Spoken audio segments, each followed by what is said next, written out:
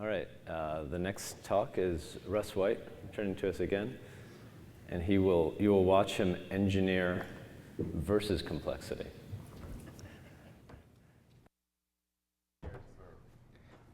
Engineer versus complexity. So you know how I got this slot, right? Because Tony ran out of other things to talk about and interesting presentation suggestions, so. Filling in the gap. But we have, keeping with our nautical theme, reached the bitter end of the line. We have unwound the line all the way from the capstan, and we have the nice bitter rope left. So, I've been thinking about complexity for a while. Dave Meyer is my inspiration in complexity, if you've ever watched him talk about complexity theory and stuff. Dave's an old friend, and I think he does a great job talking about it. So I started thinking about this and thinking about what to do, and I've been talking about it at NANOG for a couple of years. You may or may not remember some of those talks. I don't know if the clock up here is going weird or something, Tony. It's okay. All right. So I'm going to start with a little bit of background. If you haven't seen my other talks on this or haven't seen Dave Meyer talk about this a little bit, is that first of all, complexity is impossible to solve. This is kind of a Turing curve, but it's placed in 3 dimensions. So you have the plane of the possible, and down there in the bottom corner, here be dragons. There are certain things you cannot do. For instance, the CAP theorem is an instance of this. Consistent, accessible, partitionable, quality, speed, cost, right? You go to your car mechanic and you say, I want it fast and I want the highest quality parts and I want it to be cheap, and he laughs at you, as well he should. So that's kind of the way the world is built. Complexity is impossible to solve. It just happens this way. So complexity is also necessary. So Dave has this thing about robust yet fragile that he talks about. And if you read Bruce Schneier a lot, I don't know if you know who Bruce Schneier is, but he's a big security guy. And I really like Bruce Schneier, and he talks about ossification, and he talks about fragility in security systems, automated security systems. So, but the bottom line is this. There is a realm there in the green where things are robust as you increase some complexity. The curve typically breaks over, and it becomes fragile as you increase complexity more. There's like a sweet spot, a set of engineering possible solutions that are good for good complexity. There's good complexity. And by the way, you notice I haven't defined complexity, and I'm not going to in this talk. If you really want a definition of complexity, I'll point you to a book, and you can look up Dave Meyer's stuff and look up my presentation from last year and the year before at NANOG on this topic, because I only have 30 minutes, and complexity takes longer than 30 minutes to define. But anyway, so there's this good complexity, and then there's bad complexity. So this is kind of one of those things you deal with. You have to deal with complexity. So does that mean we just abandon all hope? Do we just give up and say, oh no, things are complex, I give up? No, there are 2 ways of approaching complexity. The first is to think through how to manage complexity in design and operations. Now, Dave's presentations tend to be a lot more theoretical. Mine tend to be a little bit more practical on this. I actually wrote a whole book on thinking through how to manage complexity in network design and architecture. So you can go look that up if you want to. That's not what I'm talking about today. What I actually want to talk about is, how do I approach as an engineer complexity? What do I do as an engineer? So after I finished writing the book, this topic occurred to me, and it was too late to go back to Addison Wesley and add another chapter, so it seemed like a good presentation to do. I'd like to see how that works. Anyway, it's kind of cool to think about, as an engineer, metacognitively, what am I doing to manage complexity in my life as a network engineer? And I think about weird things like this. You know, I'm doing a PhD in philosophy, so this is the type of thing that happens to my brain when I'm thinking about engineering problems. So what I want to do is this is my goal, by the way. She's on the wrong side of the goal, and I know it's a bad picture, but it's okay. The point is, I'm looking for my goal. And if you can find a better picture, please, that's fine. That's not copyrighted by someone someplace, somehow. It's difficult to find good pictures. Anyway, what I want to think about is building a metamodel. I want to think about how I build models. So I want to think about what is my process or technique to understand or to comprehend or process in my head complexity, a complex system quickly. This is really important for me. And the reason it's important for me is that I don't want to just think about when I meet a new protocol or somebody throws something at me and says, I want to do this new design. As an engineer, one thing I need to be able to do is to quickly process it. I need to grok it. I need to understand it very quickly. Well, what do I do to do that? How does that actually work mentally? So what I want to do is this is kind of not an experimental presentation, but kind of a narrative presentation. And then I'm going to start with 4 common models. I don't really teach the OSI model anymore. I really don't even teach the DoD model when I teach people. I really use the Rhino model. But I'm going to use the DoD model because it illustrates a particular thing about metamodels, or about how we build models in our minds as engineers. And then I'm going to use the Rhino model. If you've never heard of the Rhino model, it's really cool. It's a really neat iterative model that I like a lot. I put a URL there if you want to look at it. And I'm going to look at a couple of slides about a traffic flow across a data center. I do this kind of stuff a lot of times where I look at an application and look at how it lays on the fabric and try to understand what it's doing. And then I want to look at ISP fast reroute because it's kind of another example. So what I want to do on each one of these is I want to figure out what these 3 questions about those things. I want to ask why I'm doing this. What questions or what information does this process, modeling this flow or modeling this thing, actually giving me? What answers am I getting out of this? And what is this like? Because I think these are the 3 crucial things that help me understand something quickly. So this is kind of my model. I have why, what, and how, and this is like. Right, these are the things that I'm going to work at. So you're going to find there that I have this state surface optimization thing there. This is something that, again, if you want to read more about this, there's a whole book on it. It's really kind of cool. I have found it extremely, extremely helpful when I look at new protocols and at looking at even simple design things like, should I aggregate here? It comes down to, it's a straight trade-off. This is exactly like quick, cheap, high quality. Okay? If I'm going to optimize more, I'm going to bite the bullet and take more state to be more optimal in my traffic flows. If I'm going to do DevOps, that's a great thing. It's an abstraction and it's a great thing to do DevOps. But what I'm actually doing is I'm creating more interaction surfaces. So I'm actually increasing complexity in some ways to decrease other things in other ways. So this is all about trade-offs, and it's about figuring out where those trade-offs are to build this meta model. I said let's look at the layered DoD model. So what am I trying to do? I'm trying to move information between applications, carry information down the stack, across the wire, and back up the stack. You've seen this picture a million times. You may not be familiar with the DoD model. It's essentially the model on which TCP/IP was really based. The OSI model was kind of run in parallel. There's this whole question about who invented what first, but whatever. The OSI model is very, very similar to the DoD model. It's just that the DoD model only has 4 layers, so it's simpler to put on a slide and it's less messy. So that's why I use the DoD model for this illustration. So what I'm doing is as I'm carrying information down the layers, if I think about it, I'm actually thinking about my APIs between the layers. I'm thinking about my application to transport API, my internet to link API. On the backside, I'm thinking about my link to link API. And I'm actually thinking about everything as a set of APIs. So what questions am I answering with this model? I'm answering questions about things like, who is responsible to do what? Who knows what about each piece of information? What function does everything perform? I look at that transport layer and I'm like, what does this transport layer do, right? That's the type of things I'm thinking about. It defines my interaction surfaces, and it kind of tells me what's going on with my interaction surfaces. Okay, here's a second model that I'm going to use as an example, is Rhino. Now, Rhino is this thing that I think it's Stephen Day came up with, or is it? Yeah, anyway.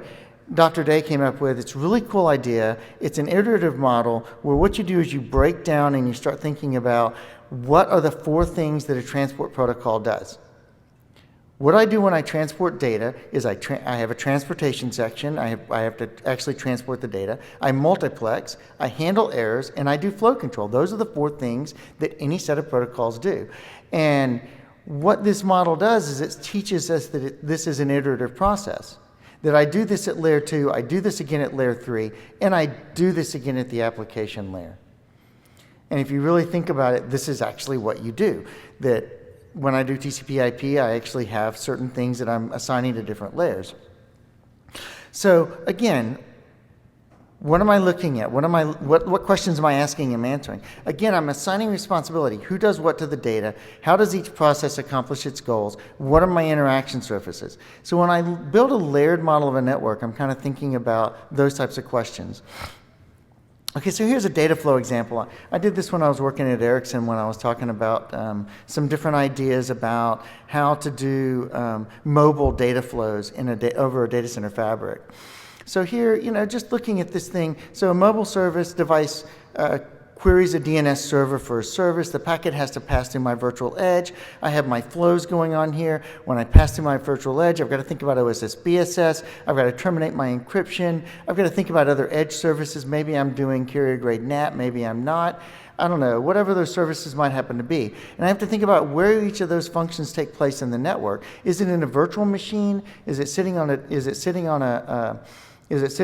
router at the data center edge? Is it actually, where's this stuff happening? And why is it happening there?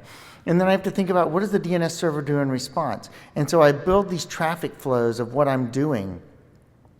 And I build this whole concept of, I'm going to build HTTP sessions, and there's going to be X number of sessions when I hit a web page off my mobile device, and how that's going to interact with my OSS BSS system and DPI and all these other things. So I think about all of this. So now, what questions does this ask? This is asking me, this I could actually model as a UML. Because I'm really thinking about state. What state do I need to make happen at any particular point in this traffic flow? I'm actually mapping out state machine here in effect, okay? So, and again, my next thing is optimization. So if I start thinking about where does each thing happen, how do I optimize this flow to make the best use of my data center fabric and of the VMs and compute and storage resources that I have sitting here in this data center? So these are the types of questions I'm asking. Okay, so here's a control plane example. So router A uses the path through B as its primary path to 192.0.20/24.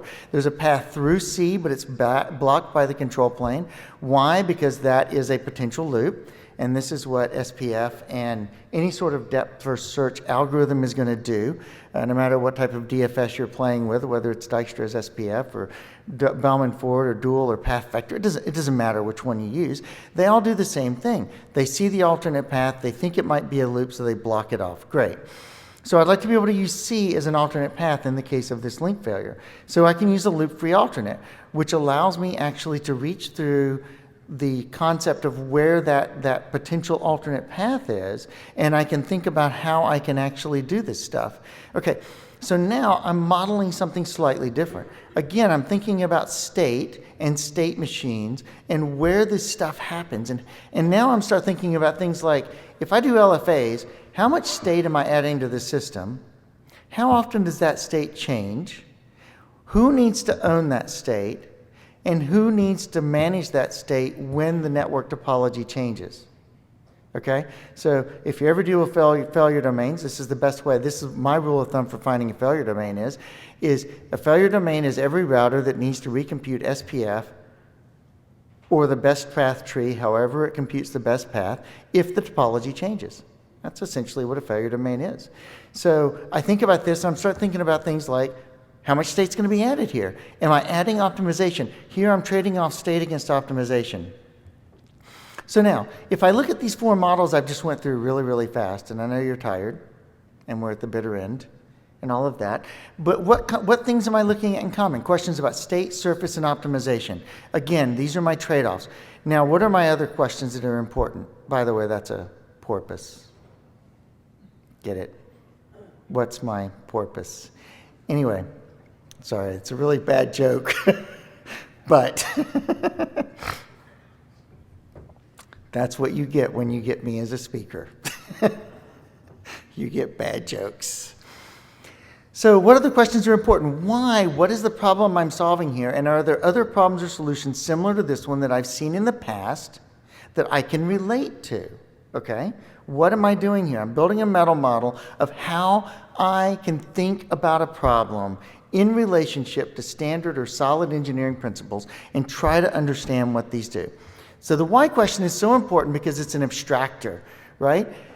I want to look at stuff that I need to look at to solve the problem at hand. It closes off rabbit trails. I'm in the middle of troubleshooting a DNS problem and somebody says to me, so why does the ISIS develop or elect a DIS? That's a really good question, but it has nothing to do with DNS, right? The why question, what problem am I trying to solve right now, by asking why closes off rabbit trails. This is a form of abstraction, mental abstraction is what I'm doing here. It connects the technical to the business. If I can't explain why I'm doing it, maybe I shouldn't be doing it, right? So there's this whole why thing going on here. So this is an important question because it abstracts, it forces me to abstract, and it connects my technical to my business. What is this like? So for instance, finding the shortest path. What are my common solutions? SPF, path vector, Bellman, forward, and dual. Those are the ones everybody's familiar with. I'll give you the protocols if you don't know them. SPF is, of course, ISIS, no SPF. Path vector is BGP. Bellman forward is RIP, may it rest in peace. And dual is the EdgeERP, which is actually not the same as Bellman forward, but a lot of people think it is. But it is slightly different, shortest path algorithm. So these are all DFS. So common problems with the solution. If I look at something and I say, you're using SPF, you're using Dijkstra to solve the shortest path first problem, I don't care what protocol it is, what's a common problem with SPF? Microloops. Anytime I see somebody using Dijkstra SPF to solve a problem, even if it's not Dijkstra, if it's shortest path first, I assume there's microloops in the solution. How am I dealing with it? Because this is the way algorithmically SPF works. Path vector, slow convergence, inconsistent state. BGP has wedgies because it's a policy distribution protocol. Tony P had a really good statement for it last night. Can't remember what it was. But BGP is basically a way to describe agreed upon peering relationships that happens to have a shortest path algorithm built into it. Okay? So when you describe peering relationships, what are you getting? You get wedgies because nobody's policy matches. So of course those are reflected in the protocol. That's okay. Bellman forward, slow convergence. You get feedback loops from Bellman forward. Feedback loop in Bellman forward that's classic is a spanning tree protocol failure through a crash because the spanning tree, the Bellman forward process allows a loop for a moment, a micro loop that then causes the control plane to fail. This is a feedback loop. That's exactly what this is.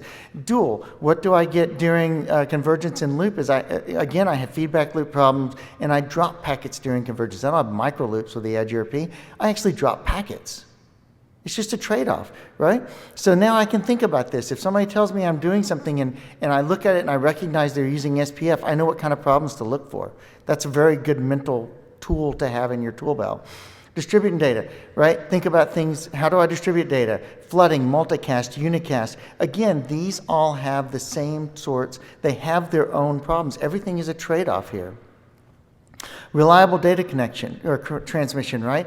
I can do forward correction. I can do data retransmit. I didn't detect and retransmit. I didn't do all the possibilities here. But nonetheless, you can start seeing the pattern. If I can take a particular new thing, I can relate it to something that's old that I know, and I can understand what problems I had in that old thing. I can now know what questions to ask about the new thing to know where the problems are. It's a pretty straightforward process. Okay, why? Here again, what problem am I solving? It narrows my view. Don't boil the ocean. This is my abstraction layer. What and how? Now I'm looking at state, surface, and optimization. These are my trade-offs. If I'm seeing better optimal traffic flows, if somebody brings me a solution to a design problem and says this is going to optimize my data flows, I need to ask, what is it doing to my interaction surfaces? What is it doing to my state?